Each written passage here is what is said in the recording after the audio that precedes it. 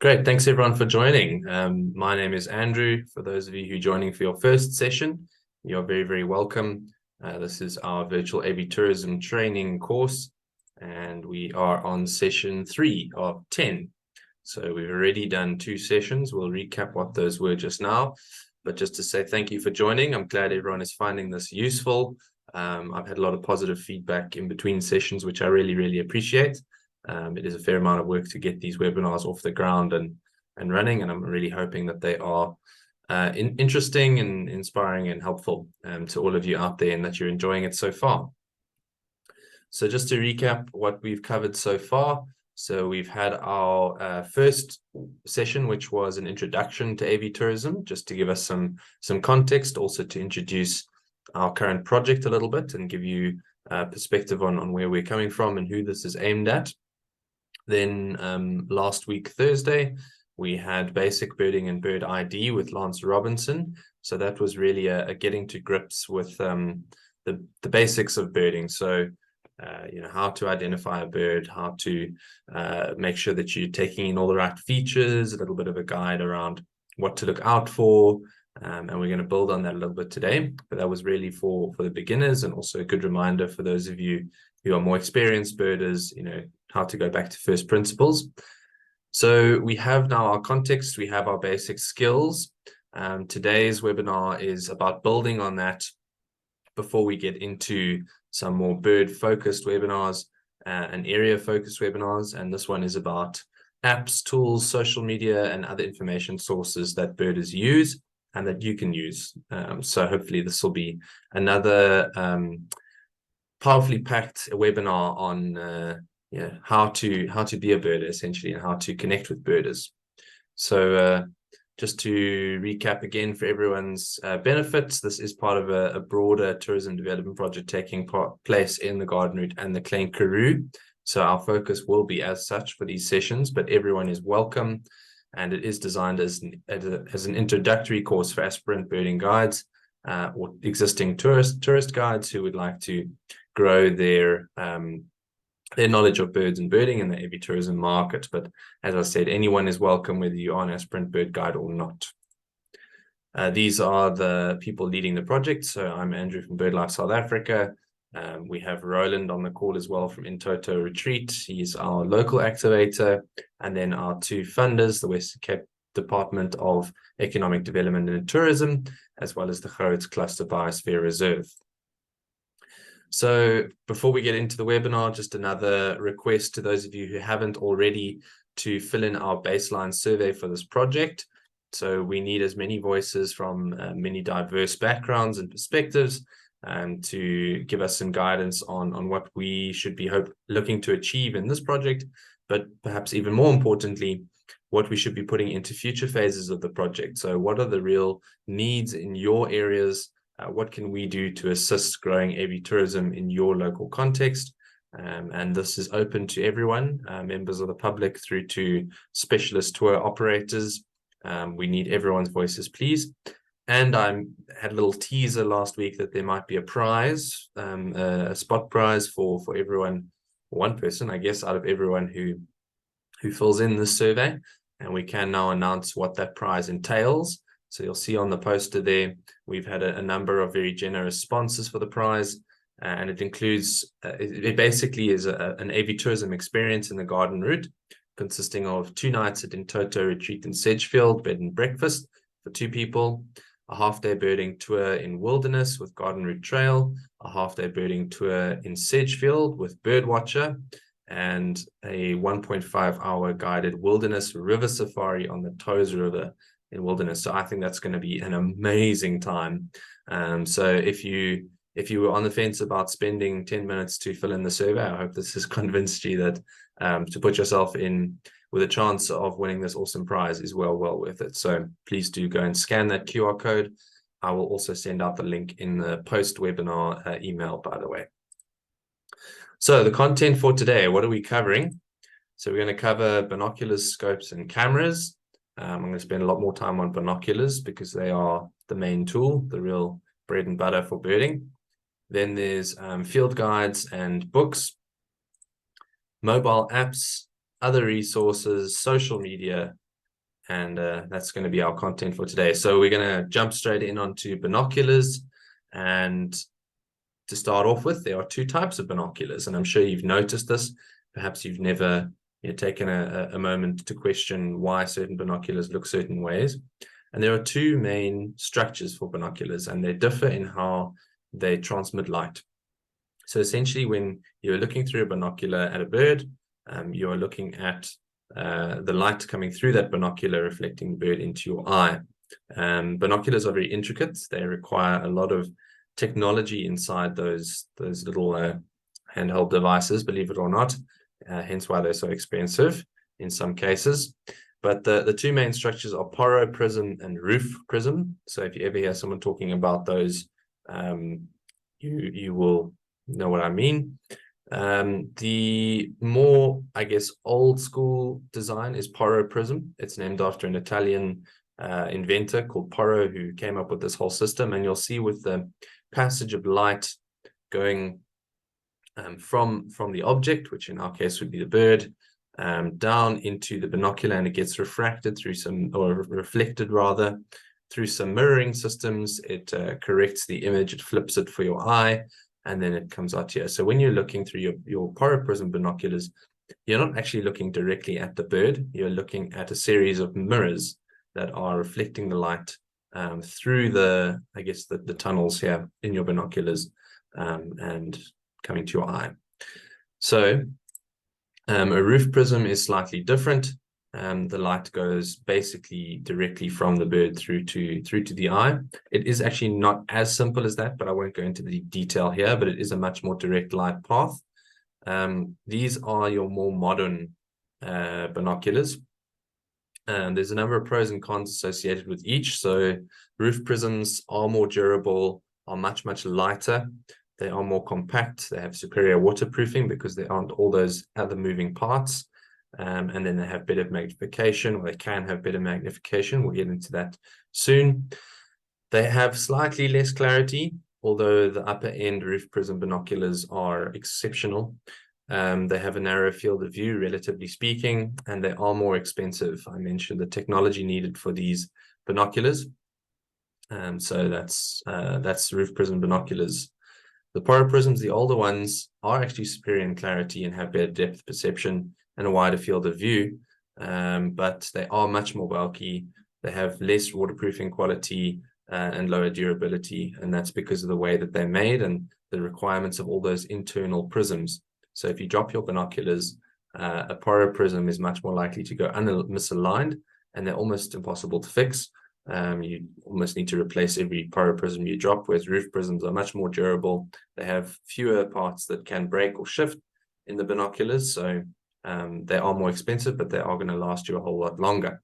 So that's the main two types of binoculars and their pros and cons. So in terms of the numbers, so binoculars all come with different numbers. I'm sure you've heard of people talking about, I've got 8x42s, or have you seen the 10x50s that have been released? So those two numbers are on every different binocular and help you tell the difference between them. And they are very important. So the first number talks about the magnification. So if it's 8x, it's an 8 times magnification. If it's 10x, it's a 10 times magnification. The second number after the times sign or the X, is the lens diameter for the objective lens. The objective lens is the part that is the opposite end to the eye cup. So it's closer to where the end of your hand will be, or your pinky will be closer to the objective lens if you're holding binoculars. And this is important because the wider the objective lens is, the more light that it can let in. There are some provisos or disclaimers there. It also affects the field of view. So the larger the objective lens, the higher the field of view is. Field of view essentially just means, it's measured in degrees, but it essentially means how much of a scene you can see at 100 yards. So American system, yards, we're using the imperial system. But at 100 yards, how much of that 100 yards can you see? And that's measured in how many degrees, from 0 outwards like this, how wide is that? And generally magnification, the higher the magnification, the lower the field of view. So just to show you what different binoculars look like. So your compact binoculars are generally much, much smaller. They'll have something like an 8x30, for instance. So it'll have a 30 objective lens magnification. Your mid-sized binoculars, here is illustrated by a roof prism, is generally in the 30 to 40, sometimes 50 millimeter bracket. And then your larger poro prisms, the older binoculars, are generally 40 millimeters or greater. All right, so your 10x50s, there is a little bit of an overlap there between poro and roof prism binoculars, but anything bigger than that is likely to be your poro prism binoculars. Any smaller than that is likely to be your roof prism binoculars. So what about magnification? What does it really mean? Okay, so magnification is essentially how close the image looks in your binoculars. Okay, so you might think that a higher magnification is always better. So there are some 12 by magnifications and 15 by magnifications in the market. Yes, you will be closer to the subject, but you lose clarity. And if you have any shake, that is magnified, because the further down you are looking, a small movement will be magnified the further you are away. All right, so you do need to be aware of this, especially if you have unsteady hands, for instance. Maybe your hands aren't as strong as they used to be. You're a senior birder or veteran birder. So you might consider an 8 times or perhaps a 10 times, but also taking the weight into account and how it feels and is balanced in your hands. So none of these things is a cut and dry, but there are general rules that apply. It's also worth mentioning that higher magnification can result in lower light transmission. So if you are doing a whole lot of your birding in forests, for instance, where you have very low light situations or contexts, you may want to opt for a lower magnification. It might give you a wider field of view and more light, which means that it's easier for you to find the bird in the binoculars because you have that wider field that you can search for it. And you will be able to appreciate it and the colors and all of that a whole lot better because of the light transmission. So that's just some things to keep aware of. Here's an idea of how different magnifications look compared to 1 times, which would be you just looking with your naked eye. I'm just going to have a sip of tea while you look at this American robin.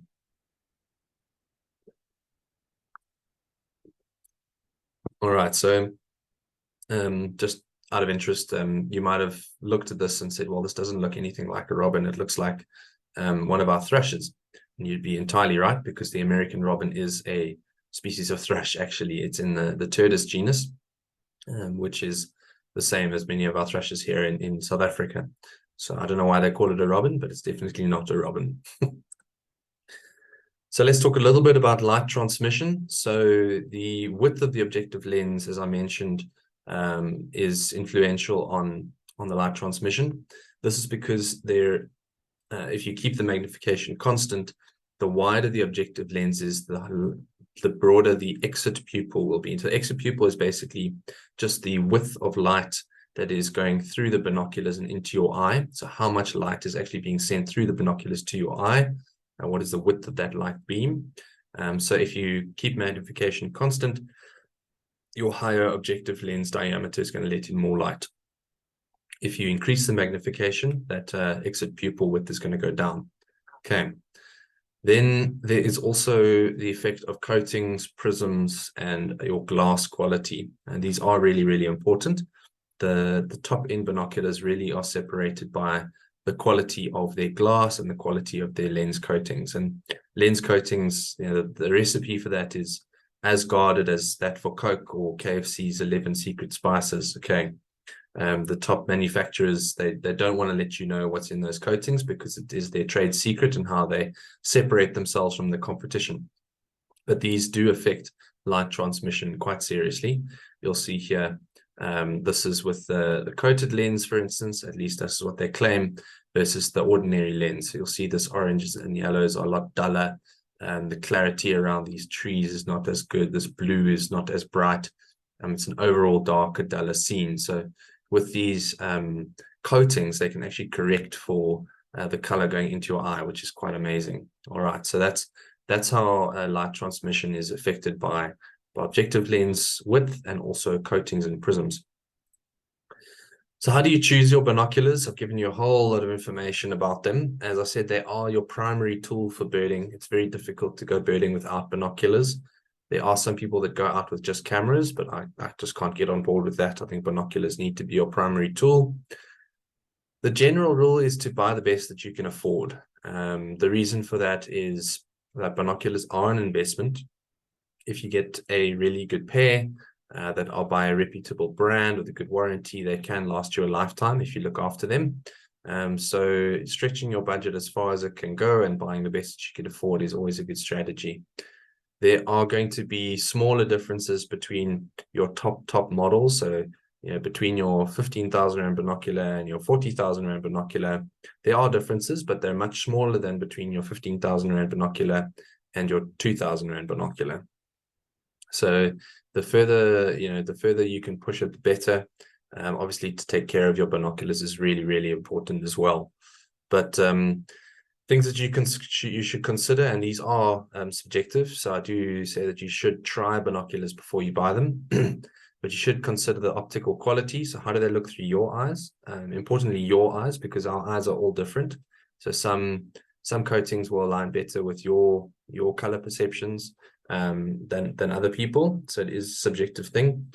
Obviously the feel, how are they feeling in your hand? Are they bulky? Some people prefer bulky because it feels, more sort of firm in their grip. Other people prefer smaller binoculars because of the weight, or they have smaller hands, for instance.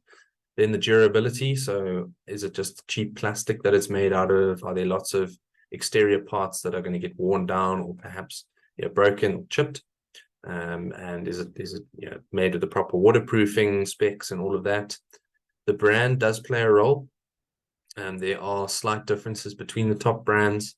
There are also your cheaper brands which just pump out very low quality binoculars which will last you for about a year, and then you'll have to buy some more. And that's another reason why buying the best you can afford is a good idea, because the cheaper it is, the less long it's going to last, and you're going to have to replace it eventually. So it ends up being more expensive in the long run. And then the last thing I think is really important is a warranty. So certain binoculars will give you a year's warranty, especially the cheaper ones. But then your more top-end brands give you lifetime warranties. So all of the Swarovski, like Zeiss, they will all have lifetime warranties, and their customer service is all exceptional.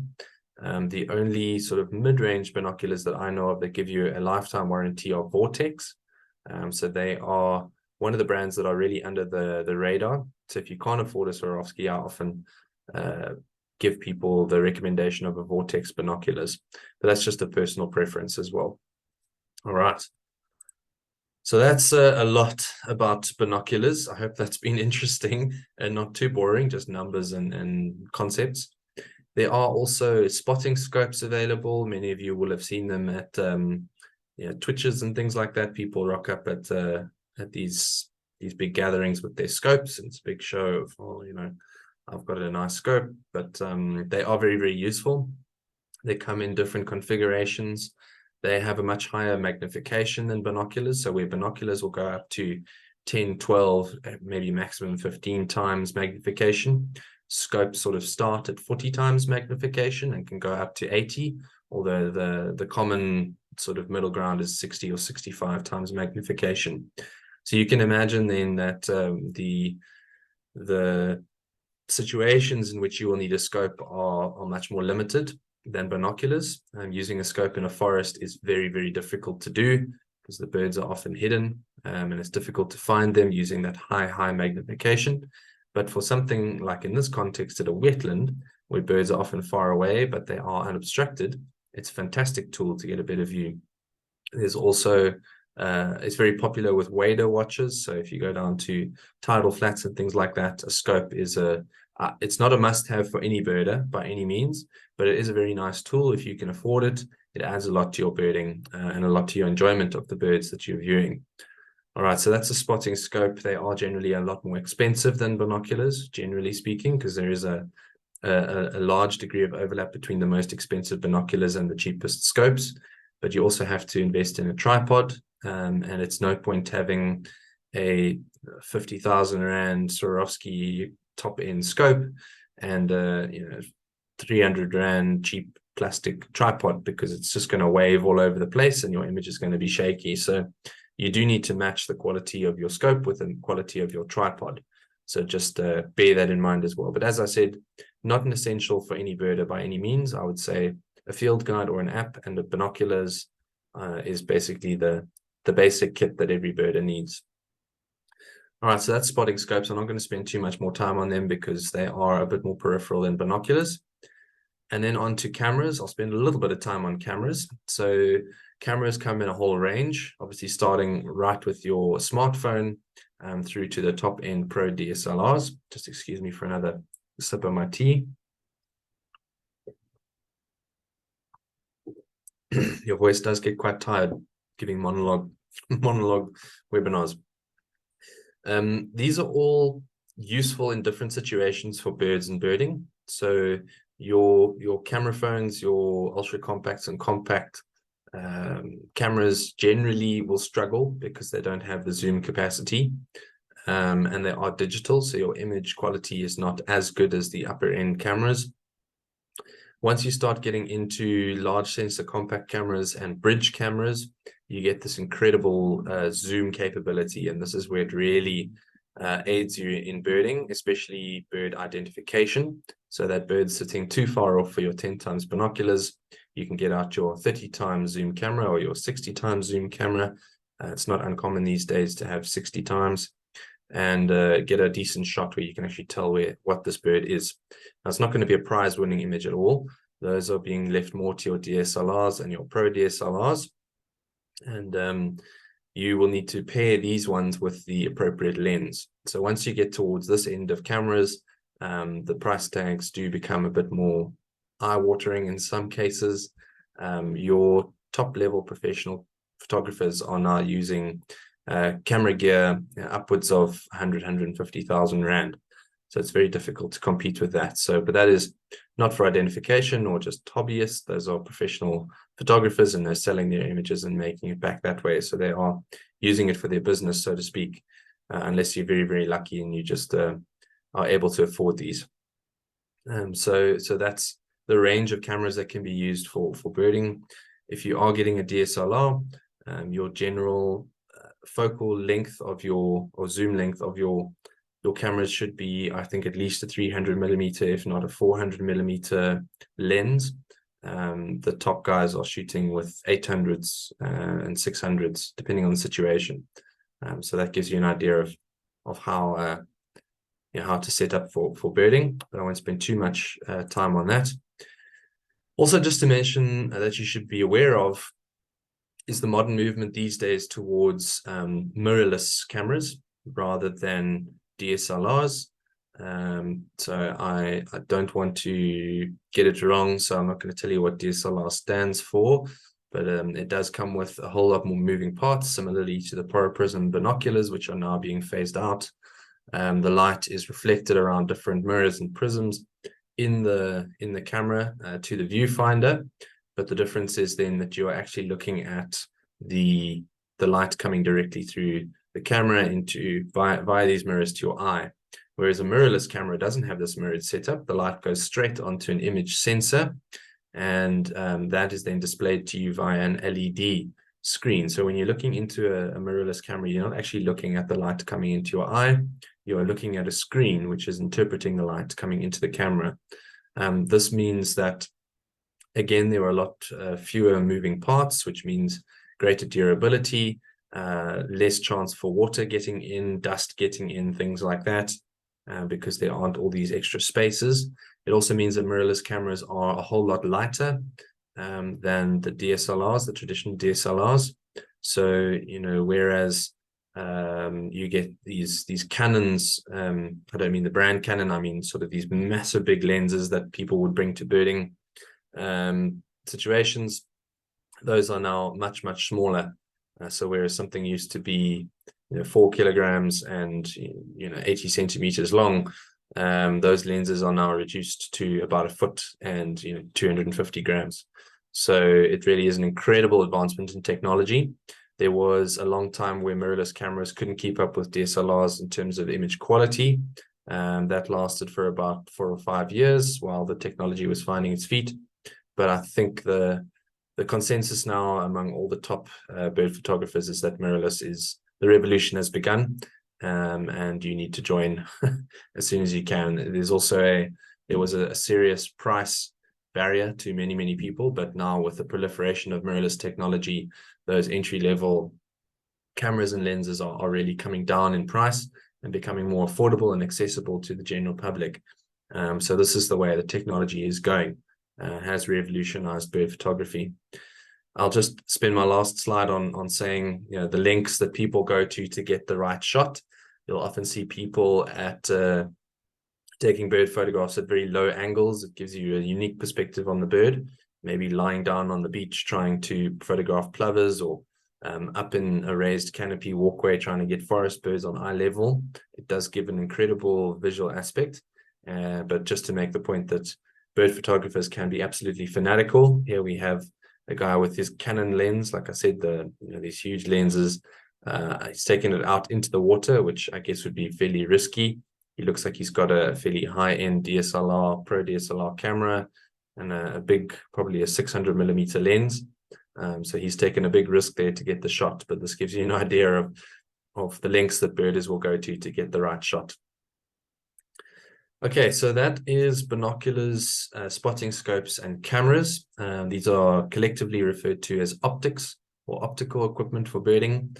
They are, as I said, the bread and butter of birding. So you do need to know about them and have conversations with your guests about them, and you can also tell a lot about your guests often by the quality of the optics that they're carrying with them, and sometimes also the state of those optics. Have they looked after their equipment or not? So the next point we're on to now is field guides. So I mentioned binoculars are your first point of entry into birding. Field guides are an important accompaniment to that. If you're looking at birds, you need to be able to see them, but also hopefully tell what you're looking at.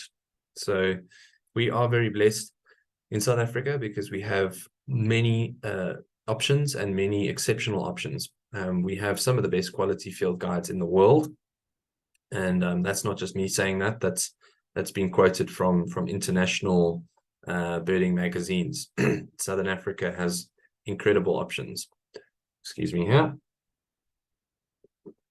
Field guides are your primary tool for bird identification. We're going to talk about mobile apps very soon and the pros and cons thereof. I still think for beginner birders, a field guide is a much better investment. Being able to flip through pages, see birds in context with each other, and on an app you're looking at a single bird at a time. In a field guide you get to learn sort of from the peripheral birds on the page and on the interleading pages when you're trying to find your birds, and you get all that information there in front of your eyes at the same time. There's no flipping around needed. It's all in context with each other. You can see how similar birds look and how they differ. So I'm a big advocate for field guides, especially for beginner birders. In addition to bird identification, field guides also have a lot of information that's there to boost your knowledge. I said after our last webinar, your homework was to go and read the introduction to your favorite field guide or field guides. I hope you did that, and I hope you found it useful and learned something you didn't know already. And then in South Africa, we do have many options, but the field is dominated by a few specific brands, and these are then updated every few years. So there is a need to update field guides. There are extensions, like birds change their distributions. There are sightings of birds outside their known ranges. There's new populations that are established. There's also the rather unpopular phenomenon of bird names being changed. So if you're an Afrikaans speaker, you're quite lucky because that very, very rarely happens in Afrikaans. But for us English folk who speak the lingua franca of birding worldwide, those common names do change to reflect changes in taxonomy. So with the proliferation of genetic technology, we're finding out exactly how related birds are, and there's often research that split species or lump species. So where we thought one species, when we thought one bird was one species, and genetics shows that maybe different populations are actually different species, although they look very similar. or alternatively, where we thought there were two species, but genetics says no, they're actually very closely related, and they're not inseparable in a biological way, so they are considered back as into one species, and that is a lump. So these do need to be reflected over time. Information needs to be updated, etc., etc. So these brands are updated every few years. So these are some of the best known field guides in South Africa. So the Roberts field guides have been going since the 50s. Austin Roberts is the sort of the first author of these bird books, and it's been taken over by others since then. McLean and Liversidge will be familiar to some of you through the 70s and 80s. Since then, there's been a series of different authors, and the latest version here is illustrated with a secretary bird on the front page, and that has Hugh Chittenden, Greg Davies, and Ingrid Blaisby's names on the front. All right, so that's the Roberts guides. Secondary to that, and very, very popular, is the Sasol Birds series. So we're on our 5th edition. I was very lucky and privileged to host the launch of this during COVID. So it was a virtual launch. We had a nice panel discussion with all the different authors. This is the latest, I think, release on the circuit. So it has the most up-to-date information, but yeah, some people are loyal to their different brands. And then there's Newman's. So Kenneth Newman was a real doyen through the 70s and 80s into the 90s, and Newman's Birds was very, very popular. It rivaled Roberts for many, many years. It has become a little less popular, although they are still putting out new editions that are also incredible field guides. So yeah, do consider a Newman's. It might suit your tastes better. They also do some more niche guides like birds by color or birds by group, whereas the Roberts and Sasol are more scientific. They take a taxonomic order approach, so they group birds relative to how related they are rather than how similar they look to each other. So many beginner birders prefer Newman's. They find it more accessible. And then there's been a photographic guide released recently. This one here, Birds of Southern Africa, and it's by the Saliers for Pennington, Trevor Hardacre, and Karen Wiesler. And it's also one to consider. People either tend to like illustrations or photographs. On mobile apps, you get both, which is great. But the Roberts and Sasol and Newman's are all traditionally illustrated guides, whereas this is the first photographic guide for some time in South Africa. There is one other by, I think it's Peter Reinen in Sinclair, photographic guide to Southern African birds, but it is now a fair bit out of date. So if you like photographs, then consider the Felt Birds of Southern Africa photographic guide. But then there are also, other types of field guides out there that are more specific, whether they deal with specific groups of birds like raptors or seabirds or LBJs, or perhaps slightly more refined areas like birds that commonly come to gardens or birds of the Kruger National Park. So these are all considered field guides because the main function of these is to help you identify birds. There's also Fancy's bird book, and he's got a second version that's now been released, which says, like it says on the cover, a fully fledged field guide for kids. I know many, many birders who actually prefer this book, even though they're adults. It is really informative, very easy to use, beautifully illustrated. So it's another one to look at alongside all the popular brands that I mentioned on the previous slide, is a Fancy's bird book if you can get your hands on it. It can be quite elusive sometimes in bookstores, but another really nice option. And then there are other bird books that aren't field guides, but they do deal with birding and related subjects. For instance, Isak Pretorius's phenomenal How and Where to Photograph Birds in Southern Africa. Isak is an incredible bird photographer, bird and wildlife photographer.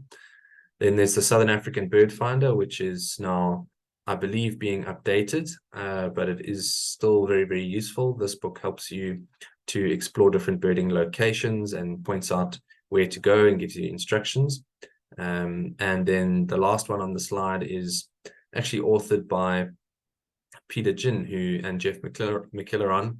Peter is very, very well known to many of you who live on the Garden Route. He's retired now to wilderness, and I believe it's wilderness. I hope I haven't got that wrong. And he still is very active in the bird clubs and giving courses and things like that. So Peter is an incredible asset to the garden route. And this is his book, The Ultimate Companion for Birding in Southern Africa, which is more about storytelling around birds, but also giving some of that scientific information like a field guide does. But for each of the birds, there's a beautifully written account and beautiful photographs to illustrate that as well. So moving on from books to mobile apps, this is where technology is taking us. Apps have in many cases replaced field guides, and all of the major field guides have their associated apps now, so they've all moved into this space. I think the biggest advantage to apps over field guides is that they have bird calls. I don't know if you've gone to your field guides and tried to read the description of bird calls. It can be absolutely laughable, the words that they use to describe it. And when you hear the bird, it sounds nothing like what it's written down as, but it's incredibly difficult to do that, right? So apps allow you to learn the bird calls, which is a huge advantage. A quick aside, bird calls are on mobile apps for you to learn from. They're not for you to play at the birds. That's never been the intention of putting bird calls on apps. For those of you who aren't aware, there's a phenomenon or a practice called playback, or playing tape, it used to be called, because people used to actually have tapes in their tape recorder and take that out into the field. The calls are not there that you can play them back to the birds to get them to react. That is incredibly stressful for birds, whether it's a short disturbance or not.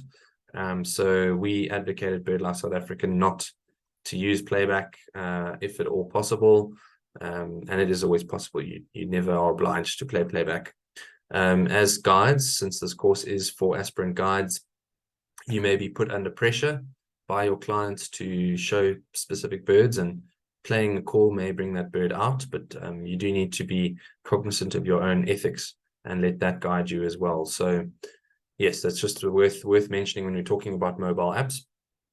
They also have both illustrations and photos typically, which can be a nice, dual aid for identification purposes. Obviously, you don't have to carry around a book. It doesn't take up space in your hand, so you can use both hands for your binoculars while your phone is in your pocket. A book, taking it in and out of a backpack or something like that, is a lot less convenient and a lot more heavy. And also it allows the storage of information and also the editing of information. So your apps can be updated, whereas your book might take a few years to be updated. So these are all things to consider. All right. These are some of the books I've mentioned that have gone into the app space. So your Roberts Bird Guide, your Sasol, they've called it eBirds of Southern Africa, is also available. Your Newman's Bird app is also out there and recently updated. These are all once-off payment apps. They're all in a similar range, all around, I think, 400 Rand, so about the price of a bird book. So not cheap at all, but it is a once-off payment, and then you have that installed on your phone. And as long as you don't change operating system, you can keep logging into your Play Store or Apple Store profile and keep downloading them. Because they are once-off payments, these apps are not kept regularly updated. There are partial updates that come through to keep it compliant with the latest App Store requirements and software encoding. But the information is not updated as regularly as, for instance, subscription apps. So there's two major subscription apps on the market at the moment. The first is Firefinch. So this has been released by Fancy Peacock and a couple of others. This is a really incredible app illustrated by Fancy with a lot of his little trinkets of information, like similar to the Fancy's bird book. These really interesting little accessible tools that he gives, and they also post a blog every week on a new birding topic, and Fancy writes incredibly well, and he also gets some guest people to write for the app, so that's really nice. And then there's Bird Pro as well, which is also which I think was the first subscription app on the market. They have different options for Southern Africa, or just Kruger National Park, or just South Africa, I think. They're also an exceptional app. They get regularly updated. Their main hook is a photographic AI tool, so you can link your camera to your phone, download a photo you've taken, upload it into the app, and the AI tool will give you a most likely list of species that's in the photo. And I've seen it at work, and it's damn impressive how good this AI tool is. They've trained it really, really well. So that's Bird Pro and Firefinch. So they're going to be somewhere probably in your 80 to 100 Rand per month subscription. So much cheaper in the short term than paying 400-500 Rand for a once-off app, and they do get regularly updated. But in the longer term, obviously, you're looking at 1,200 Rand a year. But as I said, they always get updated. So you have the freshest information, you have the most updated tools, and an extra information being put into the app all the time. There are some other birding apps as well. So I've brought up eBird and Birdlasser on the left-hand side here. These are citizen science apps, or listing apps as well. So if you want to keep your list on something, you absolutely can do it on a Sasso or on a Roberts. But these two apps are much more convenient for listing. They'll take the GPS locations, they'll create custom maps. You can join the annual challenges, for example, the South African Big Year Challenge, etc. And especially Birdlasser is used for data collection for the South African Bird Atlas Project, or Southern African Bird Atlas Project, I should say. So that's SABAP 2. It's the second installment of the project, hence the 2. This is an incredibly important citizen science project. I can't spend too much time on it here, but if you are interested in getting involved, it just takes keeping your lists in a certain protocol over this grid of South Africa that's been overlaid 5 minutes by 5 minutes, and you just keep your bird lists for each little grid cell and then submit it to the Atlas project. And this is where a lot of the conservation information for organizations like mine, BirdLife South Africa, comes from. And it's also where those distribution maps in the bird books are sourced from. So very important project to contribute to if you are a birder. eBird is very similar to Birdlasser, but it's based on a hotspot rather than a grid protocol. So if you went to the big tree in Woodville, you would have hotspot there for eBird. You keep all your birds for that hotspot, and then you moved on to the Deep Valley Forest, and you would have to start a new list for a new hotspot. So it's slightly different. My preference is certainly for Birdlasser than eBird, but eBird is a much more global app. It was created by Cornell University in the US, which is probably the top ornithological institute in the world. And then on the right, very quickly, are 2 social apps. So those of you that use Strava, this is quite similar. Birder is developed by some South Africans who now live in the UK. But as you'll see here, it's also for keeping your lists, but it's a lot more social. You can share your photographs and share your sightings and your lifers and whatever other records you've got with your friends, and you get followers and that kind of thing. Bindu on the bottom is also South African, generated by some Cape Townians who are currently growing their following here in South Africa, and it's similar sort of social media for birders, sharing your sightings and your travels and your photographs. All right, so those are also worth looking into. Other resources that you can use. So if I had time, I was going to give you a deep dive into Go Birding, but it doesn't look like I will have time. But I do encourage you to go to gobirding.co.za or gobirding.birdlife.org.za. Both of those web addresses will work. This is created by BirdLife South Africa. You'll see there's a map of South Africa there. There are over 600 pins of information on that map. They represent birding sites, accommodations, local guides, bird clubs, and tour operators spread across the country. This Go Birding platform is freely available. It's a website, not an app, developed by BirdLife. It has all the most up-to-date information. We are also doing a huge revision of this for the Garden Route and Klein Karoo. Currently, there are 30 birding sites in the district on the website, and we're going to be pushing that towards 80 or 90 sites by March next year. So we've got our team of local experts, I call them the A-team, who are revising all these different sites and adding new sites, as well as accommodations and tour operators. So if you are a tour operator, a bird guide specialist, or you're an accommodation that would like to benefit from getting some birders into your beds, then do let me know, and we can send you the application forms to get on the map. There's a subscription basis, but if you're a birder just looking for information this really is your one-stop shop for birding in South Africa. It's your trip planning tool. Again, it's freely available. gobirding.co.za or gobirding.birdlife.org.za. All right, so please do go look at that. I won't spend any more time on it because we are already running quite close to 11 o'clock, and I've got a few more slides still. Then there's the checklist of birds. So every year, BirdLife South Africa publishes a checklist of birds of the country. It's got our bird of the year on the front page every time. So this year is the Cape Parrot, next year is the Bateleur. So the 2024 checklist will have a beautiful photograph of a Bateleur. It's revised annually for the same reasons I said the bird books are revised. There are new sightings in the region. There are name changes, taxonomic changes that all get captured. This is published in English and Afrikaans. And for the first time this coming year, we're going to have it in Zulu. Until last year, there wasn't actually a complete list of bird names in any South African language other than English and Afrikaans.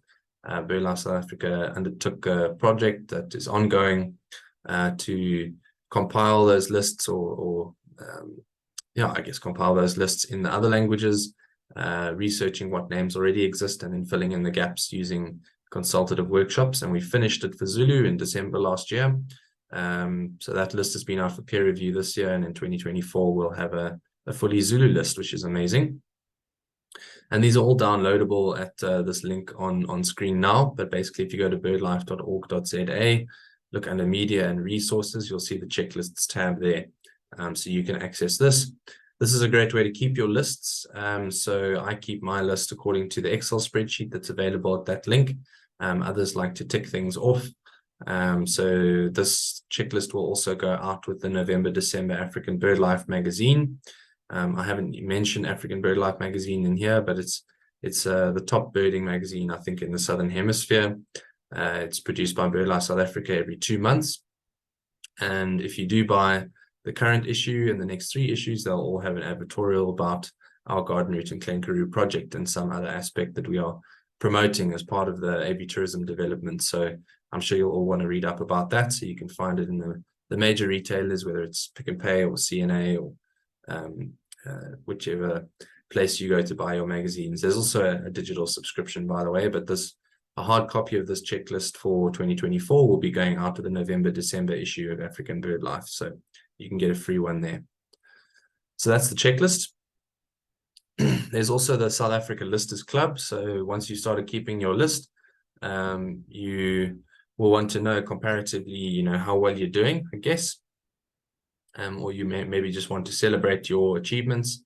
So anyone who's seen 300 or more species in South Africa is eligible to join the South Africa Listers Club. 300 is enough of a bar that you have to, put in a fair amount of effort. But bear in mind that the garden route and Klein-Karoo on its own have 450 species. So you don't even have to leave the district to get yourself into the club. But once you have seen 300 species, you can join. There are pin badges available for sale. You can download certificates for your achievements of every milestone from 300 to 700. And we now have 2 people who've even crossed the 800 mark for South Africa, which is quite incredible. There's a little QR code there. I'll maybe put a bunch of these links in the follow-up email as well for those of you that would like to check out the South Africa Listers Club. There's about 600 people who've joined this club so far. So a very lively community of birders who keep lists for South Africa. It's worth just saying you'll see the field guides that I've mentioned all speak about Southern Africa. That includes Namibia, Botswana, Zimbabwe, Mozambique, south of is it the Zambezi River, I think, and Lesotho and Swaziland, or Eswatini. That's the sub-region of Southern Africa considered by birders. It's not a politically sensible region.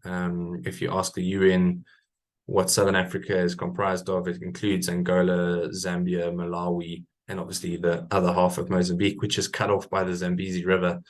So the South Africa Listers Club is specifically for South Africa, not Southern Africa, just to point that out. Then there's the Southern African Rare Bird News. So this is definitely, if you are going to take your birding seriously, it's definitely something you should join. This is managed by Trevor Hardacre, who really doesn't need an introduction for most birders. He's the, I think, the second top lister or the top lister in the country. He is an incredible birder and servant of the birding community, and he runs this Rare Bird report sent out every Monday and Thursday, as well as email alerts if there's anything good seen in South Africa. He sends out an email alert to everyone on the mailing list. So this is for the reporting of rare birds. So this is not rare in the traditional sense of the word. Birders refer to rare birds as birds found outside of their regular distribution. So something like a Cape bulbul is not a rare bird. There are thousands of them in the Western Cape. But if one was seen in Johannesburg, this would go out on the rare bird alert, okay? Because people are not used to seeing Cape bulbuls up in this part of the world where I'm speaking from.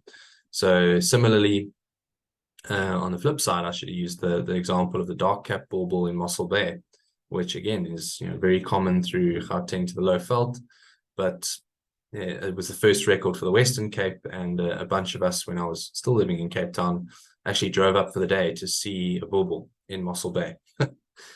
So that's where I first met Rudy and a few other of the Mossel Bay birders. So that's what the Rare Bird News is about. It's very active, and yeah, worth joining for that information.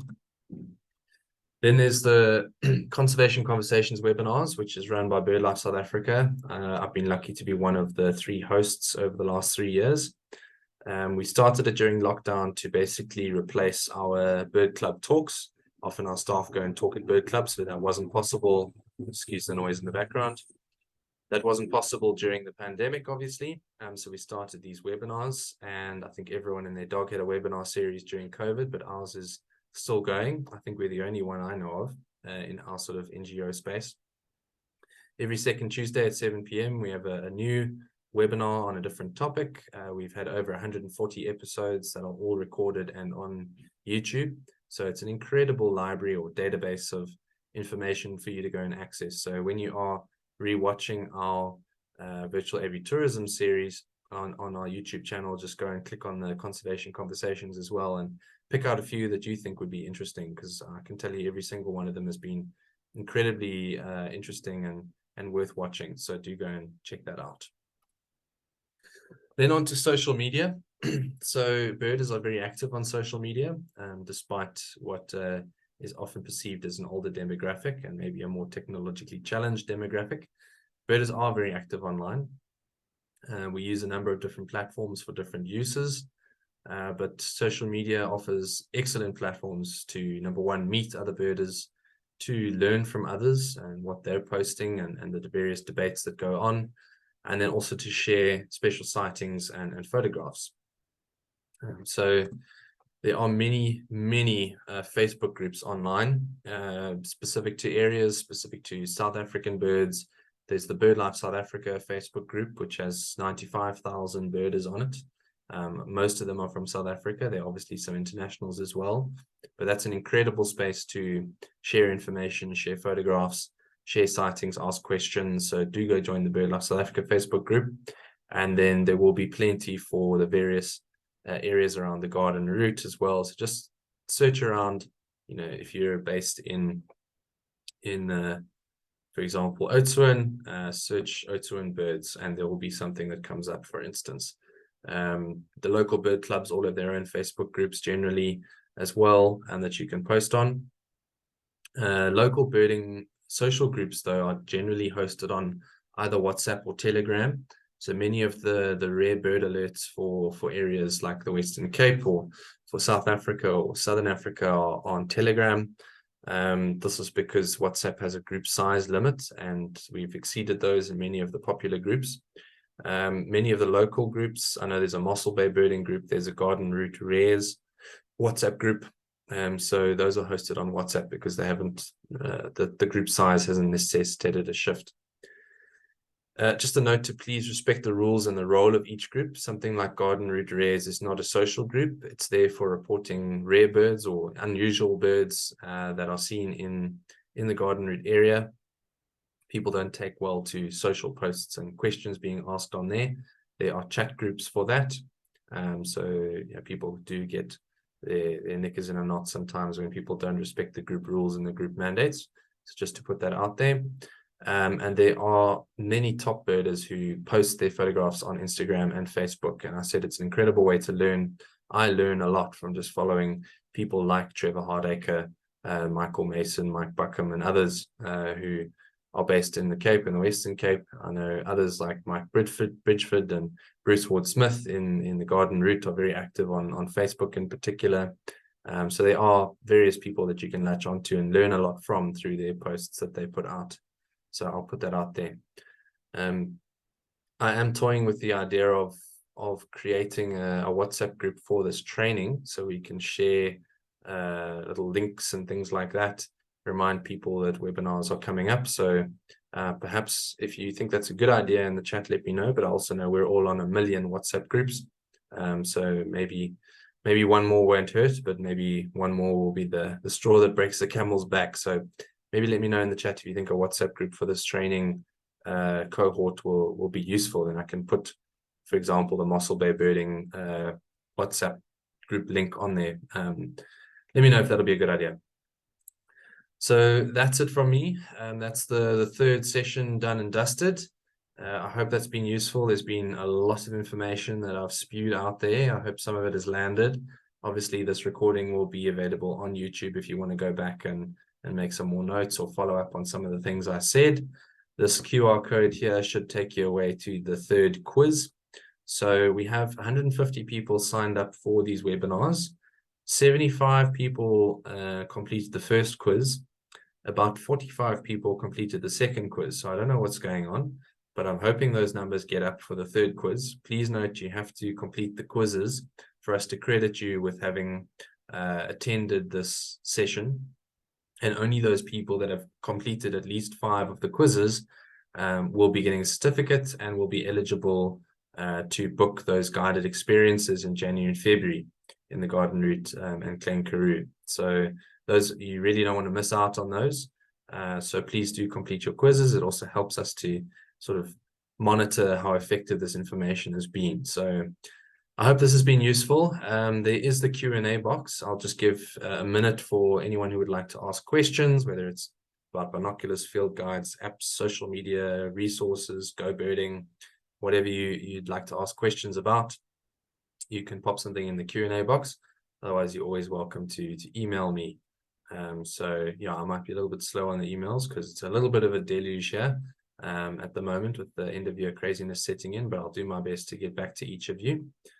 I see some messages in the chat, so I think people are quite keen on the WhatsApp idea. There's some support from Mark about the playback. Yeah, I think it's an important message to get out there that people shouldn't abuse that. It is destructive or disruptive at least for birds. So hopefully we're all out there putting the birds first above our own needs and experiences. And also it's about respecting other birders who might like to come and see those birds. Deirdre says the second quiz didn't come through. The session seemed to be truncated abruptly. Deirdre, I didn't share the link to the second quiz at the end of the second session. I didn't have a QR code like I did today, but it was sent out in the email after the webinar, which you should have received. The link was there, but that may be, like you say, the reason that the quiz wasn't as well populated. Also on the recordings, in the description of every video, the quiz link is there. So for the first and second quizzes, I've double checked, I did put them there. So if you do go and watch the recording, when it goes up later today, the link to the quiz will be there. But thanks for letting me know that you didn't get the link there.